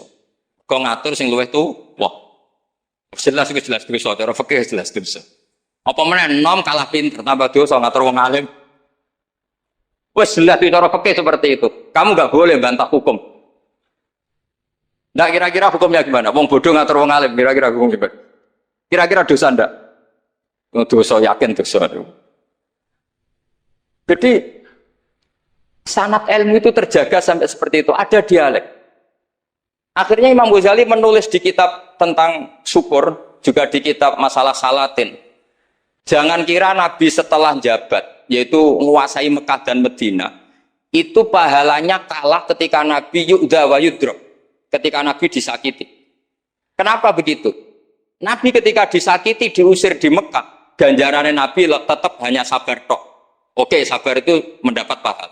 Tapi ketika Nabi kuasa, maka ganjarannya Nabi bukan lagi sabar, tapi mengatur Mekah supaya layatufu bil bait uryanun wala kada wa kada. Itu harus steril dari berhala. Itu enggak boleh ada orang telanjang toa. Artinya apa? Dengan Nabi berkuasa bisa menertibkan aturan yang menguntungkan syariat. Artinya apa? Ya sudah seperti itu. Semenjak itu terus Imam Syafi'i, wah nak ngono wong Islam ora oleh kalah. Ya terus keterusan tadi di fatwa-fatwa pakai apa? Syafi'i. Nah semenjak itu terus mungkin Kiai jabat dulu Mbah Hasyim punya putra Gus Wakid di Menteri apa? Agama. Karena menjaga mazhab ahli sunnah apa? Wal jamaah. Kalau menterinya tidak ahli sunnah kita juga repot. Pak misalnya ada pelaturan menteri, ziarah kubur itu bid'ah, dalilnya ini. Terus disosialisasikan ke semua khotib. Pusing teman kan? Tapi kalau yang jadi menteri kelompok kita sendiri kan ya sudah dianjurkan biar ingat mati. Tapi kalau yang maklar ziarah ya dianjurkan supaya dapat selisih ya macam-macam lah. Kalau niatnya orang macam-macam lah. Tapi yang jelas itu efek dari kebijakan ini luar biasa. Jika semenjak itu Imam Syafi'i ngarang bolehnya orang soleh kaya, bolehnya orang soleh aja. Jadi itu panjang dialek itu. Dan dialek yang panjang ini muridnya tetap paham karena lewat pemahaman yang benar, sorogan tadi. Itu istilahnya Nabi Ibrahim, fangzur madza. Ini mulai hilang, makanya saya mengutarakan sesuatu yang mulai hilang. Cobalah dihidup-hidupkan lagi. Untuk anak-anak kiai cobalah tetap sorogan. Saya alhamdulillah dulu menangi sorogan. Sekarang beberapa gus ya masih ada yang sorogan sama saya, sama guru-guru yang lain di beberapa pondok ya masih. Itu harus diteruskan. Karena itu sanad muttasil ila Rasulillah sallallahu alaihi wasallam. Masyhur itu. Ketika Abdul bin Mas'ud mau ngaji sama Nabi, Iqra' alayyal Qur'an kata Rasulullah. Aqra'u wa 'alaika unzil. Mos kula sing maos Nabi kan Quran diturunke ning jenengan. Inni uhibbu an asma'ahu min ghairi. Aku seneng nek maca wong liya. Abdul bin Mas'ud mulai baca surat Nisa. Baca sampai ayat fa kaifa idza ji'na min kulli ummatin bi syahidin wa ji'na bika 'ala haula'i syahida. Fa idzan ainahu tadrifan terus Nabi nangis. Tapi intinya itu ada sanad bahwa murid yang baca. Kulo nu kagum Islam dari segi ilmu. Kulo kan nekuni ilmu ya. Mungkin kalau orang lain kan kagum Islam karena apanya. Kalau saya itu pengagum ilmu. Cek orang ono agama sejujur Islam. Apa dibakasnya? Misalnya sholat ya dibakas. Kemungkinan rasa ya dibakas. Macam ya mungkin orang sah. Di fair orang kok sesuatu. Kayak gue kemungkinan bun rokok ya dibakas. Kemungkinan bun rokok sih dibakas. Padahal aslinya kan mariati cilik. Apa ya dibakas? Secara ilmu dibakas. Wong rabi lah ya lagi wali matul ursi ya lagi seneng-senenge rabi. Dibakas kemungkinan. Lah iku kadang sing ngangkat mawe jek uzawi juga alama amarakawa bihi. Berarti ma amarakawa. Megat itu termasuk kategori ma amarakawa. Tapi megat sing biasa maksudnya. Iya kan tak dimanani kan uzawi juga ngaweno ingsun ka ing sira. Atau bakal ngaweno ingsun ka ing sira alama sesuai ngatasé perkara amarakawa bihi. Kowe tak rabekno sesuai aturan sing diperintahno Allah. Aturan iku kemungkinane mung loro tok. Nak terus ya sing apik. Nak pegatan yo. Oke. Terus kowe muni oke. Oke, itu kabil itu apa? Kabil itu nikah atas wijah. Nah, itu kan urung-urung mesti bakas pegatan. Khutbah ini kan mau walas tam isnani walaf tariqali illa biqadain wa qadar wa kita biminallahi. Nah, kaum Kristen kan enggak nerima itu. Padahal nyata. Mulane cara Fathul Mu'in kan ada hal-hal yang disunatno pegatan. Misalnya di bojo sing sayatil khuluq sing ndak mungkin disabari. Tapi kalau sekedar sayatil khuluq harus kamu sabari. Mergo wong wedok salihah kok ning ini kalau robil asom adarane koyo nak putih aja gampang gagak sing suwine putih sitok. Karwan putih delus malah ono nih pucok maju ora hatam. Gak sing ya kan? Ikhda janahihi bayat, nak karwan gagak putih akeh Mas ning Bondin akeh. Koyok gagak sing suwiwine putih sitok. Ya malah angel golekane. Ngenteni gagak salah gen. Contoh sing itu. Yo ono Mas gagak putih hanya ono, tapi nak putih delus malah banyak karena jenisnya kayak perkutut. Nah, jenisnya apa? Putih kan malah ono. Ya rungokno ya dadi nak mana nih Quran ini pesane Mbah Mun. Tafsir itu yo mari pinter, tapi aja mbok imani di bab tertentu karena tadi Mas kalau diimani takutnya itu pilihan apa? Pilihan. Misalnya kalau dalikal kitab la riba fi.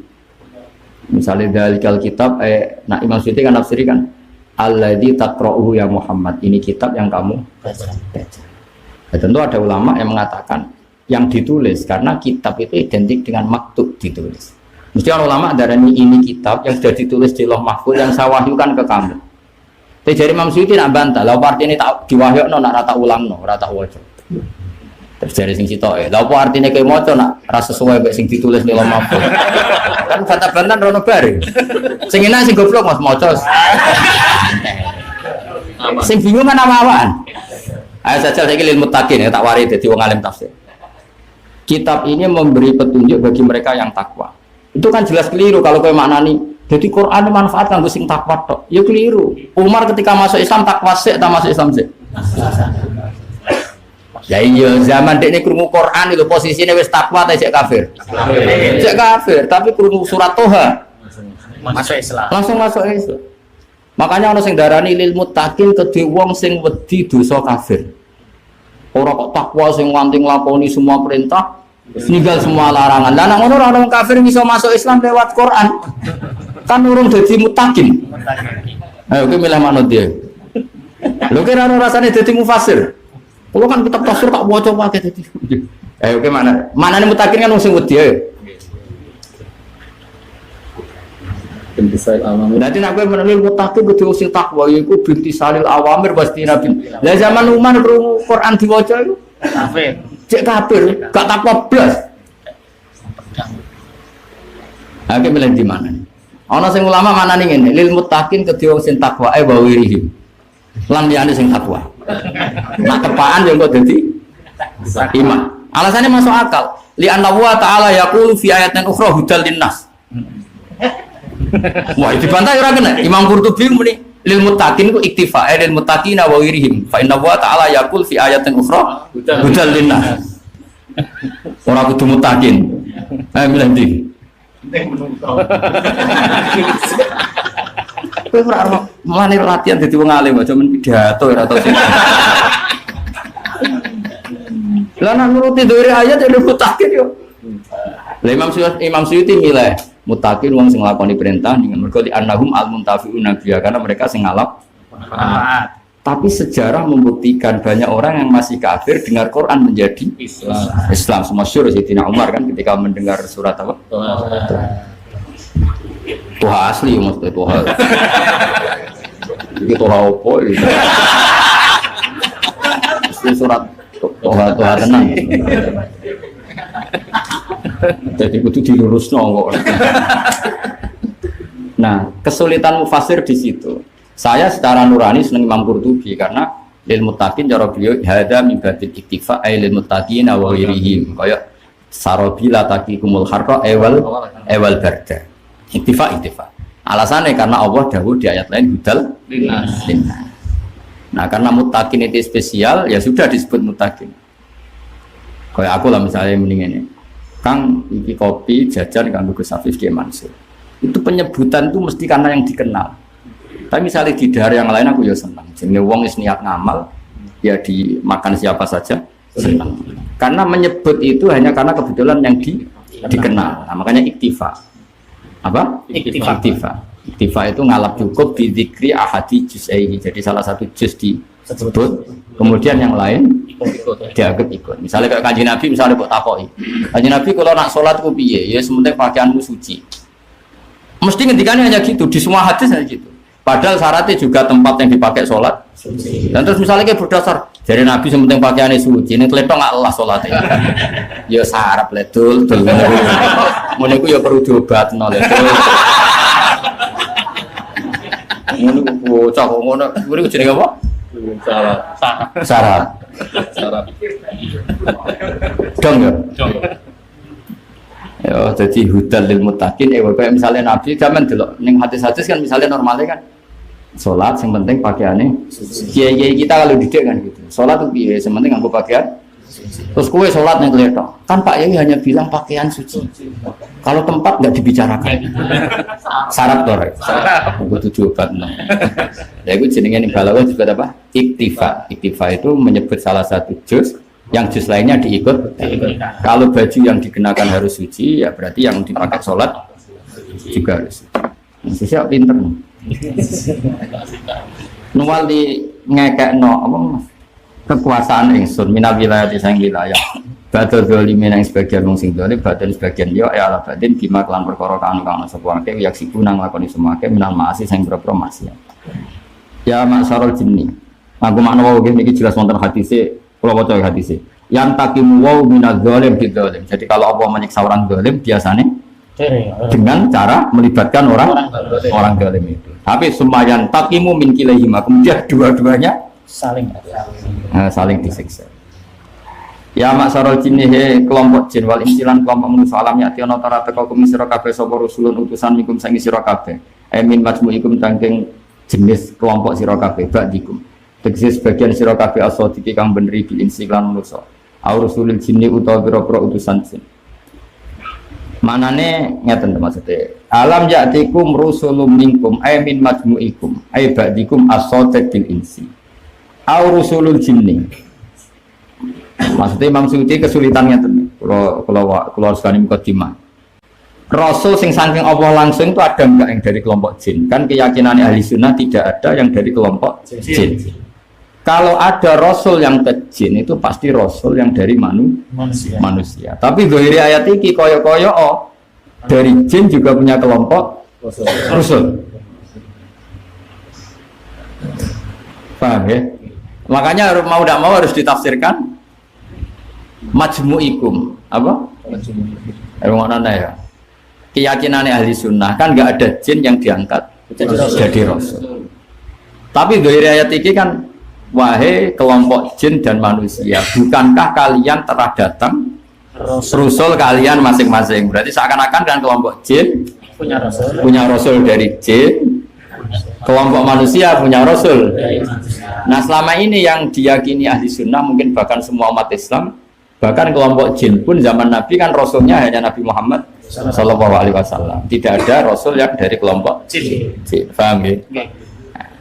Ini ngaji bolak-balik ya ngaji. Angel lah terangan. Berarti mana nih min mas'ul asal iblis.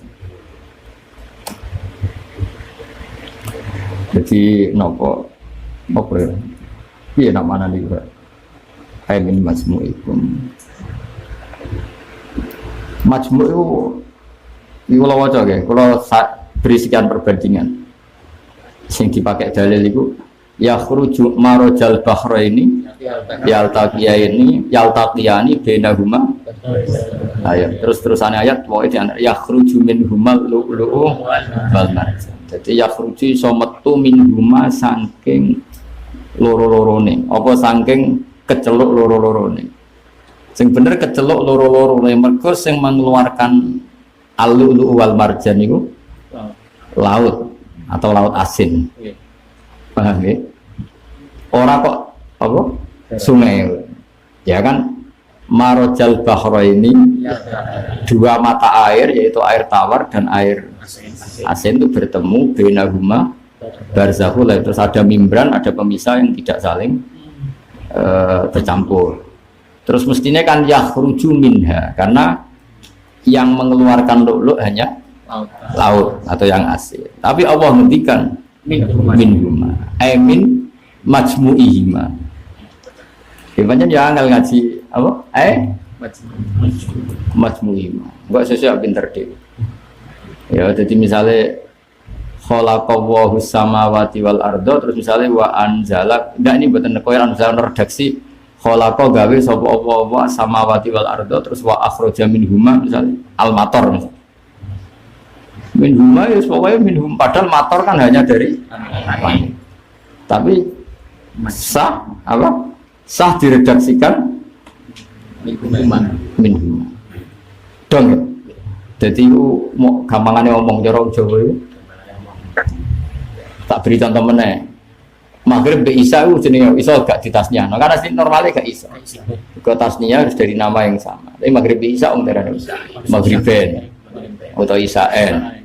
Asam subal komar. Komarin malah. Menang komar Mas niku tasnya. Maghrib be Isa menang apa? Isa'en. Menang Maghrib Isa. Maghriben dari munib nasar. Jadi udah nyanyian. Masuk ya Maghrib Maghriben. Masyrik tahu di Rabbul Maghrib ini Rabbul Masyrik. Oh tahu double berjudi kagak utang kau ya itu kayak aku utangnya rawati akeh jadi cek cerdas mikir Isa'en nama Maghrib nih jadi murid Maghrib gak umumnya misalnya Mekah Madinah Haromen. Dua tanah. Gak contoh yang terkenal Maghriben. Nah, bapak ibu-ibu.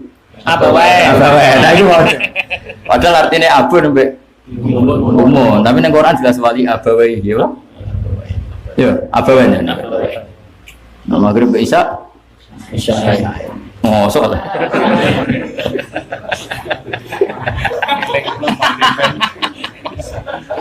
Bon durian buat terus nama. Kami sira kabeh sapa rusulun pira-pira utusan mingkum kang saking sira kabeh. Min majmu'ikum tegese saking sekumpulan sira kabeh. Bak dikum. Tegese sebagian sira kabeh as-sadiqi kang beneri bilinsi kelan manusa. Au rusulul jinni utawi maknane teka rusulul jin iku nuzuruhum. Tegese tukang dakwahe rusulul jin. Nuzuru jamae nazir. Alladzina rupane wong akeh yastami'una kang krungu sapa alladzina kalamar rusul ing dawe rusul fayubal libuna. Mongko nyampekno sapa nuzur qaumahu min qaumi para nuzur. Nggih kula pokoke tak warai logikane iki. Keyakinane ahli sunnah wal jamaah Rasulullah niku namung saking manusa. Berarti ora ana rusul sangka jin sing didhawuhi Allah langsung. Paham ya? Itu saja pegangin dulu ya, kaidahnya itu pegangi dulu. Itu rasul secara definitif, secara alamiah. Tapi piye-piye rasul atau rusul itu punya makna lughat. Pokoknya wong sing ngemban perintahe Allah. Nak ngono murite Kanjeng Nabi sing sangka jin, ya murite Kanjeng Nabi sing sangka jin, ya iku iso keceluk rasul. Kaya ning surat Yasin apa? Surat Yasin kan masyhur kan, sing dadi rasul kan Isa tok. Rungokno ya, teng surat Yasin sing lakon aktor dadi rasul namung sinten? Nabi Isa. Tapi it arsalna ilaihi musnaini. Padahal isnaini teng mriki Rasulullah apa Rasul Isa? Rasul Isa. Ya lumayan rada pinter berarti. Ya kan ceritane kan ono kampung Antokia ya masyhur ya napa? Antokia. Rasulnya itu Isa, sentralnya Isa. Terus ke kampung pedalaman itu Isa ngutus santrinya 2. Apa? Santri 2. Santri 2 ini dapat mandat dari Allah apa dari Isa? Dari Isa. Tapi Allah ngistilahno ya id arsalna ilaihi musnain. Paham ya? Ya kayak uang lho misalnya ana desa binaan terus kayak ini Tuhan, wah Allah ngirim ki Tuhan, wah kon binaan. Aslinya sing ngirimno ya kepentingane iku. Maksudnya iku tapi istilahnya kan ngono ya. Jadi meskipun dhamir diisnadno ning Allah tetap proporsional napa? Proporsional. Misalnya aku tak baleni malih ya si Mas ning surat Yasin itu kan rasul intinya Isa. Terus desa binaane Isa mau cukup ngutus santri lah kemana napa? Lha iku istilah Allah id arsalna ilaihi musnain. Berarti 2 santri disebut arsalna atau disebut rusul. Terus fa'azzazna bisa disin faqalu inna ilaikum mursalun mursaluna min jihati lughat. Mergo diutus Nabi Isa sing utusane Nabi Isa ya minangka utusane Allah. Tapi tidak rasul definitif, artinya wong iki untuk wahyu langsung sangka dong ya. Nah, rusulul jinni wis ngene iku maknane napa? Rusulul jinni adalah jin-jin yang pernah ngaji Kanjeng Nabi, yaitu sing disebut ning napa surat jin. Sakjane surat jin mung sithik Mas, paling akeh malah ning akhir surat apa? Wa sarafna ilaika nafarum minal jinni yastamuna. Kalau akaf ya. Lho ora Quran. Akan pidato. Apa ge Mas? Malah nak sing surat jin itu tidak pati banyak bakas tentang jin nasibin. Macane nasib biasanya. Tapi wong Jawa nak maca nasibin. Tak delok ning kampus iku macane nasib wong Irak. Jin kok Irak. Mulane garon jin Aladin jare kok Baghdad. Jadi ketuane jin kan jare kok Baghdad. Nak cara kene Gunung Kawi ya. La ya wa id sarafna ilaika nafarum minal jinni yastami'una al-Qur'an falamma hadaruhu qalu ayo terusno siapa to falam arwan muni pratawa apal anip terusno tak 1 juta 2 juta piro tak urunan bagi Mansur ya Mas kurang tambah meneh ya sudah kita akhir wa id sarafna ilaika nafarum minal jinni yastami'una al-Qur'an falamma hadaruhu qalu ansitu falamma qudiya wallau ila qaumihim munzirin mundirin. Terus qalu ya qaumana ajibna Qur'an. Ayo kan jelas. Wa id sarafna lan sumangsane ngenggokno ingsun. Maksudnya menfokuskan ingsun. Melok apa? Melok Ahqaf kan. Ya pokoknya akhir surat Ahqaf.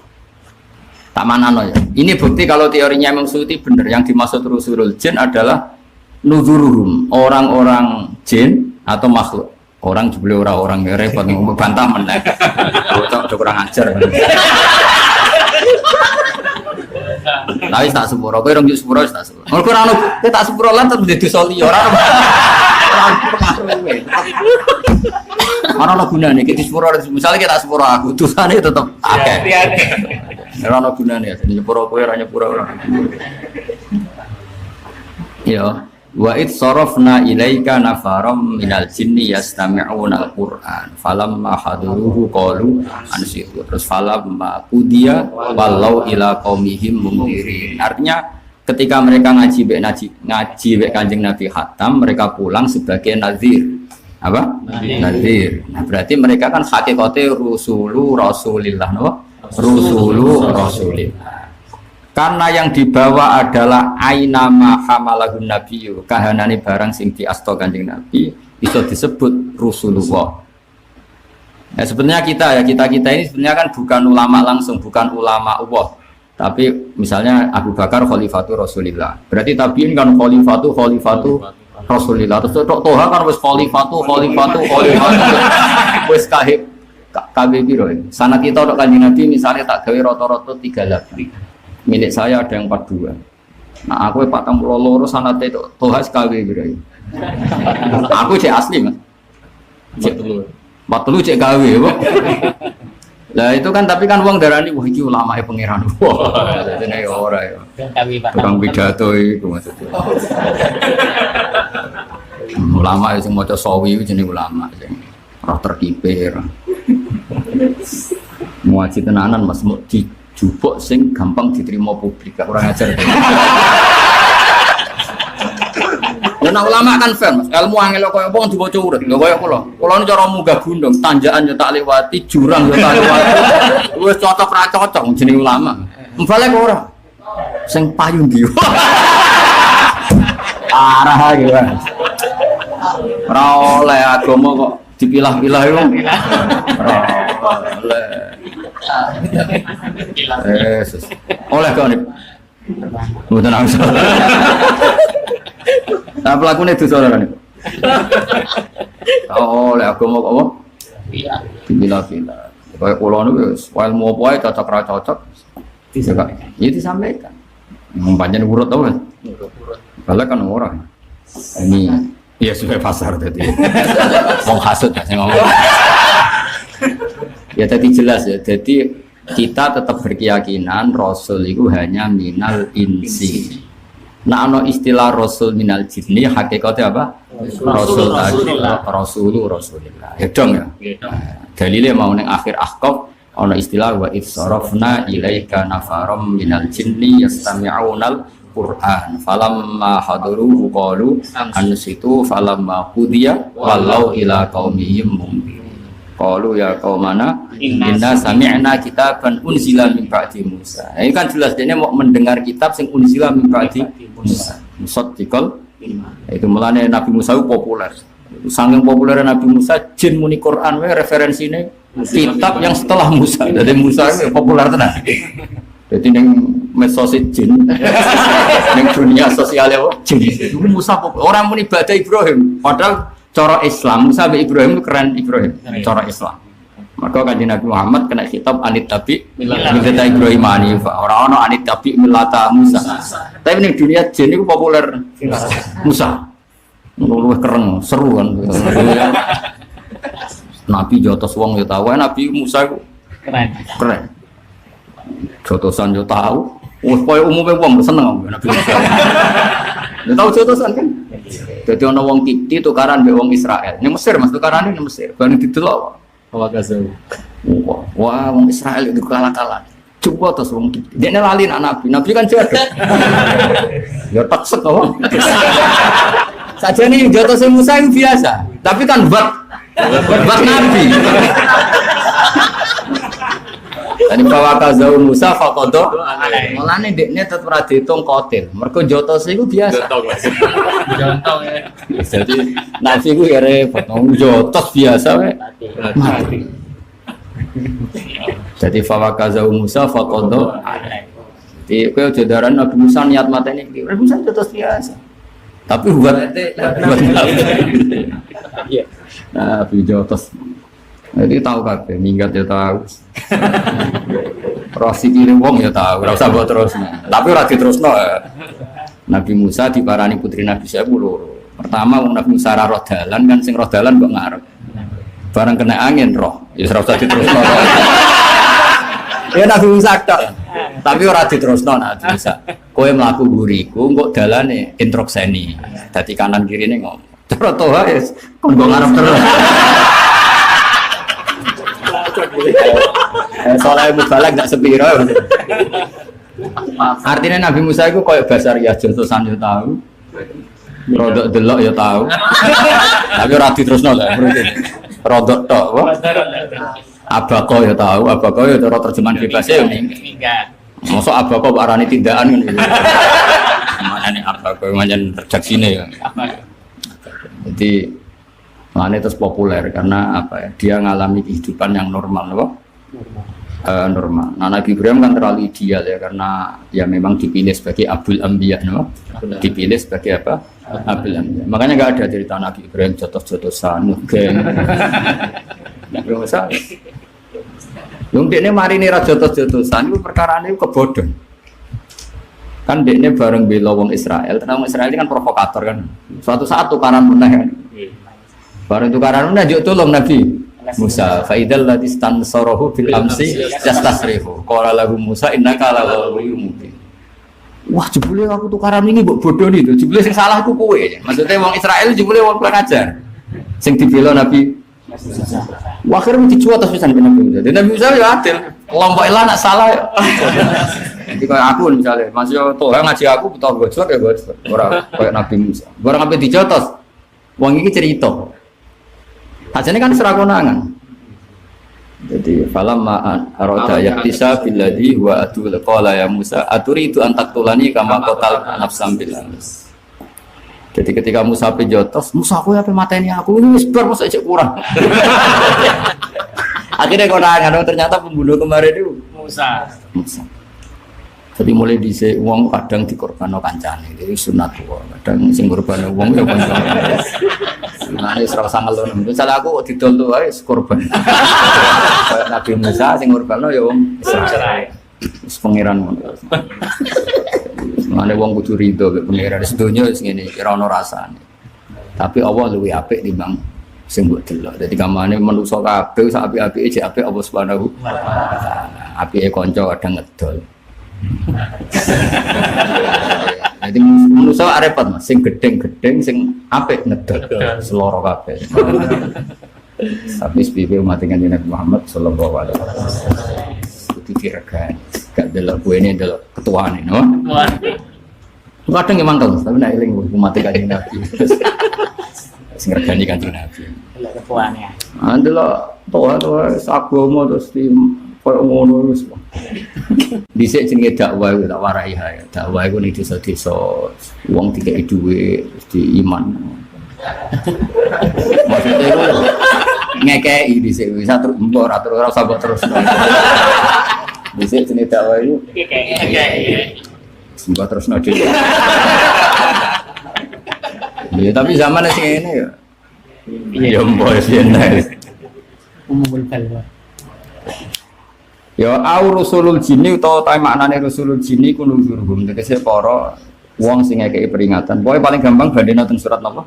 Yasin ya, teng surat Yasin arsalna niku boten kok rusulu Isa untuk wahyu langsung saking Allah, tapi saking Nabi Isa. Karena Nabi Isa itu tidak bergeser sedikit pun dari perintah yang diperintahkan Allah, disebut arsalna. Alladzina rupane wong akeh saluna kang ngusul alladzina kalamar rusul ing dawe para rusul fayubal liguna. Monggo nyampekno sapa para jin kaum mahum ing kaume para jin. Yakusuna kang nyritakno sapa para nudur utawa sapa para rusul alaikum ngatasi sira kabeh ayat ing pira-pira ayat ingsun. wa yungdiruna lan ngeki peringatan sapa ngakeh kum ing sira kabeh liko ayomikum ing pertemuan dina sira kabeh hadaya ikilah yaum faqalu moko padha ngucap sapa ngakeh syahidna us nyekseni kita ala anfusina melarat ing atase dhewe kita angkat balaguna. Alhamdulillah telah kita simak bersama kajian beliau, semoga bermanfaat dan barokah, amin. Terus dukung channel ini dengan subscribe, like, dan share. Terima kasih. Wassalamualaikum warahmatullahi wabarakatuh.